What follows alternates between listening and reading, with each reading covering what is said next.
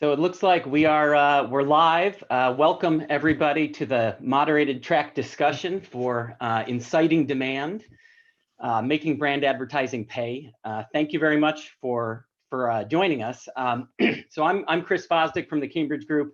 The first thing I want to do is welcome back all the presenters of the great content that we just watched together.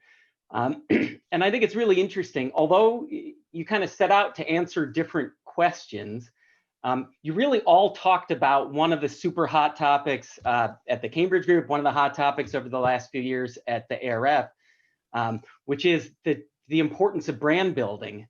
You know, I feel like I keep seeing articles over the years about how brand building is dead and there's some new paradigm that's going to displace the classics of building a brand and supporting a brand. But each of you from a different angle talked about the importance of doing it, and really importantly, the importance of doing it right. So I'd like to start with a question kind of for the whole group to jump in on. Given how hot this topic is, how did the work that you did impact your own thinking about the importance of brand building in a world of activation and performance marketing and all of the things that are competing with just building great brands? And were there any surprises for you in the work that you did?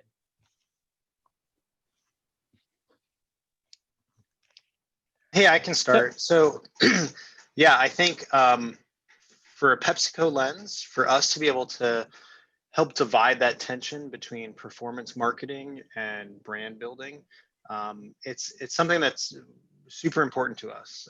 We have marketers who want to build the best programs in the world, who want to build up the great iconic brands that are underneath our umbrella. But we also have to make sure that we're accomplishing our goal of selling as many products as possible, doing so efficiently, doing so effectively. And the ability to understand that relationship between how we build brands and the impact that equity has on the longer term to drive sales is something that is super important.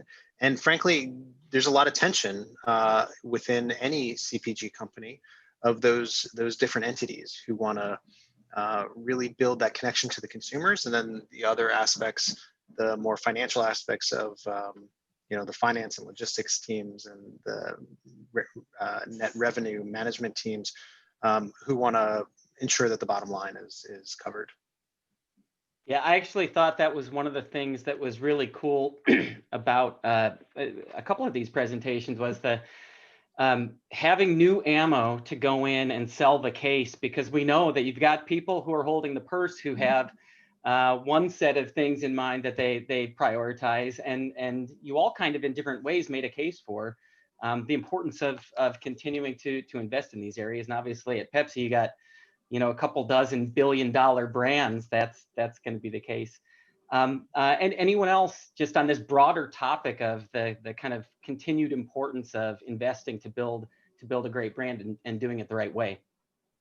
So I'm going to just jump in just to say, look, I think intellectually it appeals to a lot of us. It's really fun for me as a researcher and Nick to see the work of the other teams working on this as well. And I think that we all need to speak up more about the value of long-term value of brand, because and about investing in that, because I think it's really easy for a lot of other stakeholders to get caught up in, oh, we can quantify this more easily. Look, we've got a click, we've got a call to action, we've got something at that mid or lower funnel.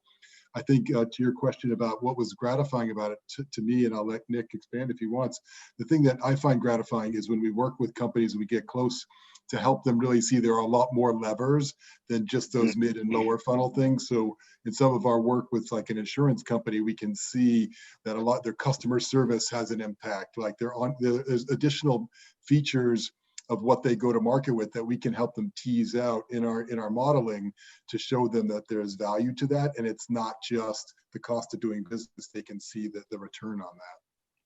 I think there's an element of human nature that you refer to that tension between the brand people and maybe the acquisition people, and you know, we are a little bit tribal by nature. We tend to fight our corner, and you know, you will always have acquisition people going, well, the brand people are, you know, they just want us to spend lots of money on some very flaky flaky ideas. The brand people think the acquisition people count clicks and they can't really see past, next month's numbers. And I think what you need really is a kind of credible model or framework that everyone understands and can buy into to get around some of that. So, sometimes the answer is good research that everyone can buy into. That becomes hopefully the last word. Yeah, I mean, that takes me, I think maybe we can jump into a little bit of the specifics tied to some of the content that you shared. But for Pawanesh and Kevin at Pepsi, this is basically what you did, is you proved out the ROI of making an investment like this. And as I mentioned, given the huge portfolio of giant brands you've got at Pepsi, did this work change at all or did it affect the internal discussion about something that you've been doing at Pepsi for many, many years, obviously? Yeah, I think for us, that was kind of our attempt and our goal, was just to change the conversation, get our marketing teams to start thinking and talking a little bit differently, so that we have our media team on one end, we have our marketing team on another end.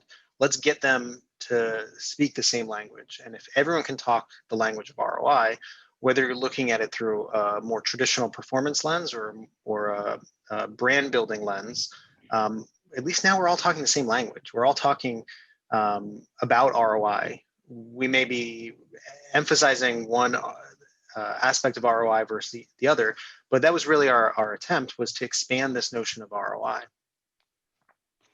Yeah, and Amanda and David, one of the things that I really liked about the work that you did is you kind of pulled the other side of it, which is how do we drive up ROI? How do we just make this stuff work better and work harder? And I thought it was a really innovative approach to pull so many different kind of threads and metrics together. I'm kind of curious, what challenges did you encounter in trying to build a study that incorporated so many types of data and the actual kind of reaction and non-conscious piece, the kind of stated traditional survey piece, and behavioral?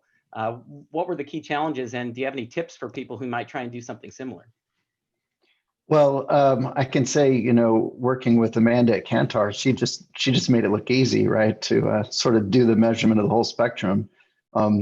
If I can kind of weigh in on these previous questions. See, so Amanda and I were supporting a brand building team. So it was already, dogma in the sense so to see what Nick and Pawanesh, those different aspects, to show one that, brands have ROI and then specifically it's sort of that emotional, visceral sort of love part.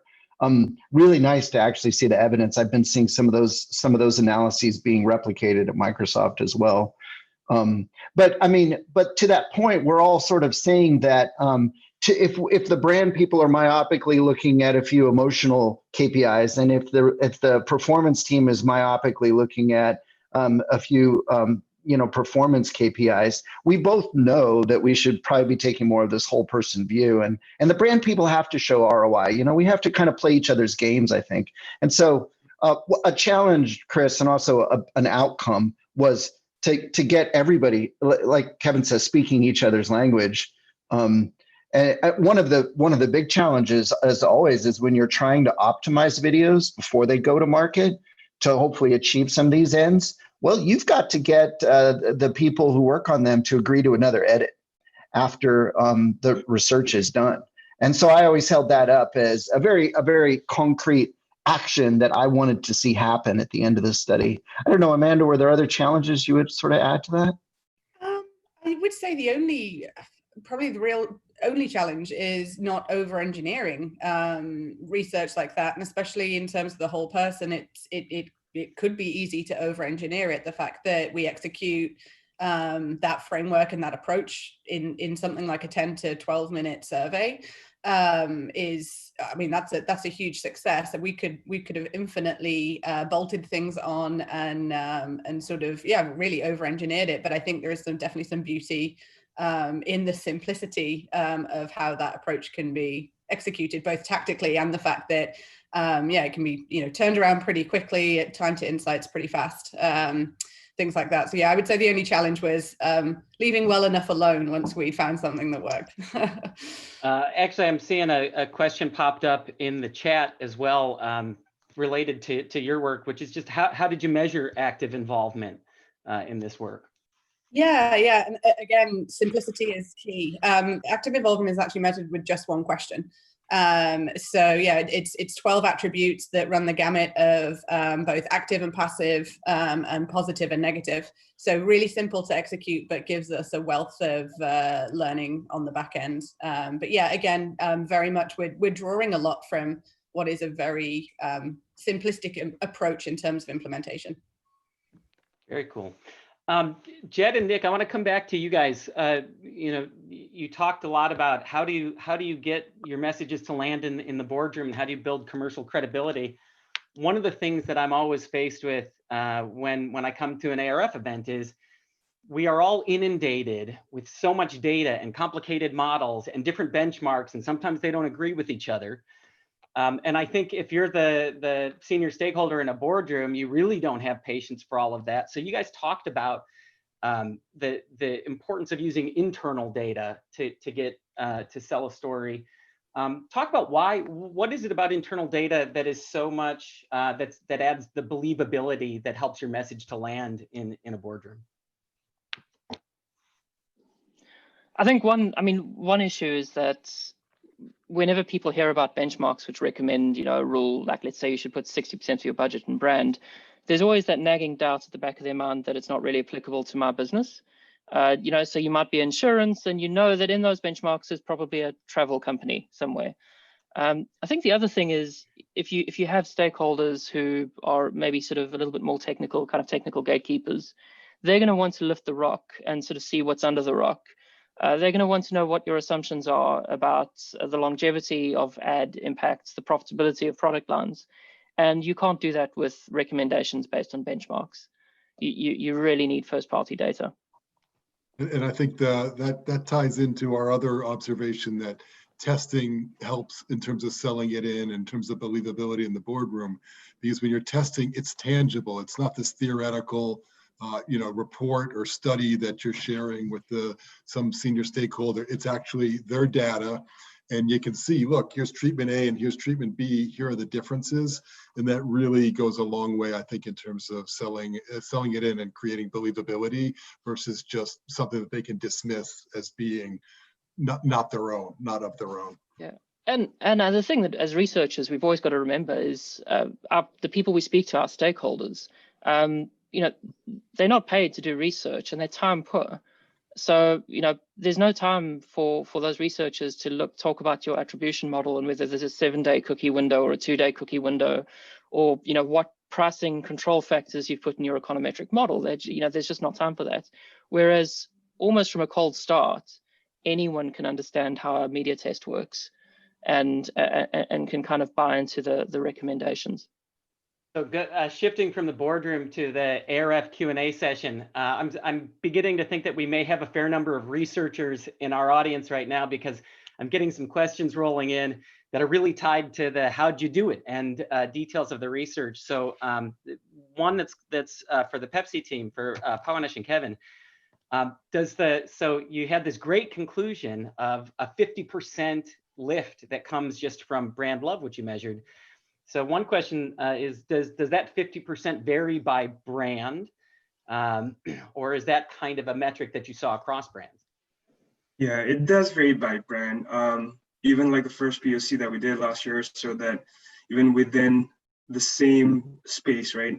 If you're looking at brands like Pepsi and Dew, like there is a variance just based on like the brands and also based on how it is perceived in different metrics. But that was an average number we chose because for most brands, it was always within ranges. It was within like 10-15% ranges of that 50%. Okay.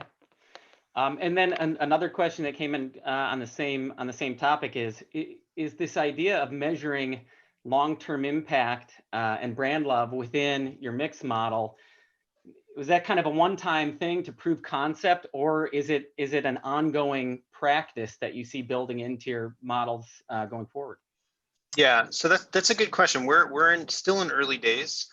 So what we shared today was essentially work that was done in the past year that we started as a POC, as Pawanesh said.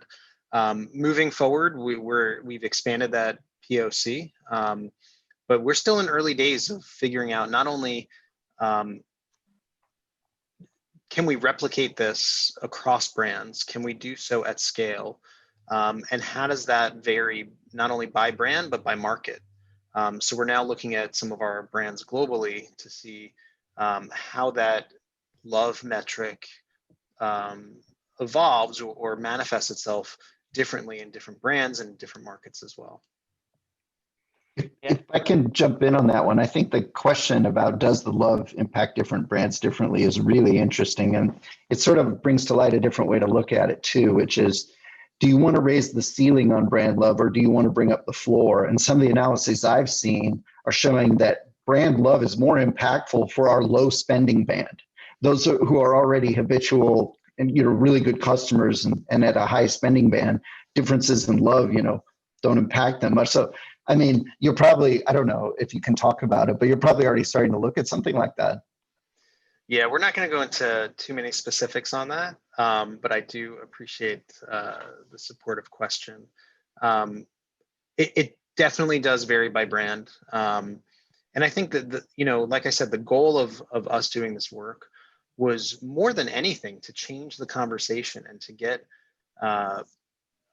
people within the same company, within the same brand, seeing data differently. Our CMO, Greg Lyons, who I think won a ARF award this round, made a comment about how you can't just bring in data. You have to bring in empathy. You have to bring in understanding, not only for your consumers, but for the data itself. So you have to interpret the data in a proper way.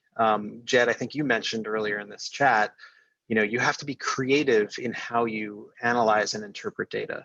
And I think, we're not going to reveal any details by brand size. But there are definitely nuances that are potentially game changing in how our marketing team operates. Let me just tie in. I know, Chris, you're going to wrap this up soon, but just to the overall question of, is this sort of a one-off thing? We would say no. This is like an ongoing sort of, we call it a fitness program, right? And when you're measuring, long-term value of brand, you want to do that not just once.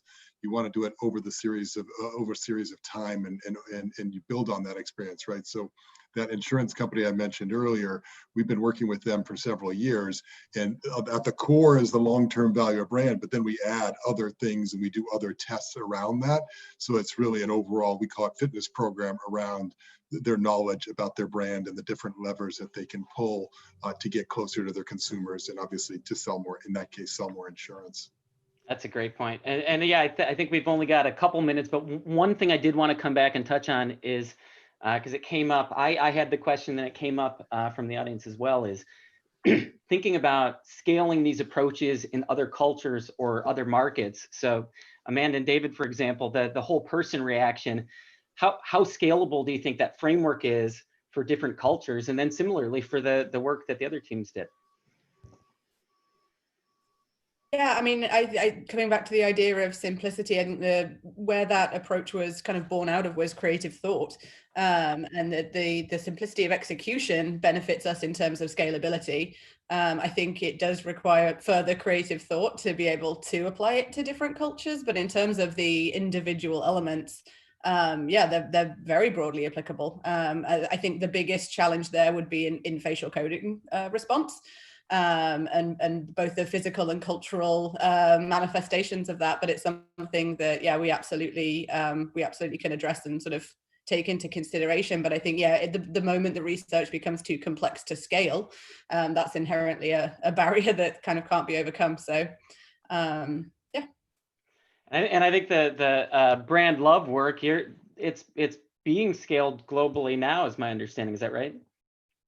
Yeah, it is. So we've taken it to other brands in North America, and we're working with other global brands within PepsiCo's umbrella to look at where we can use the same data sources and also look at different data sources to see if we can scale it, like even where we don't have the current data sets, right? Very cool. That's going to make all the difference, as we expand this globally. That's going to make all the difference to marketers around the world really understanding how to leverage the connection that they have to consumers as we move more and more into requiring, consumers requiring that connection from brands, having that permission because I love this brand or I feel extremely passionate towards this brand.